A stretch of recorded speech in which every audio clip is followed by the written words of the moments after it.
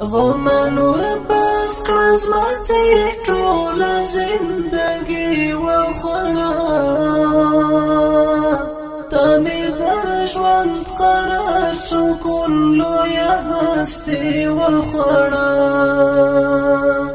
هوکې ډېر درنو او قدرمنو اورېدونکو، د جهاد سنګر مو له پیړیو غازیانو او شملور بهادرو زلمو د خپل سرونو په قیمت او د خپل وجود په وینو ګرم او تازه ساتلی. د مکار او بزدله دښمن یې د آرام اخیستلو ساعته نه ده پرېښی.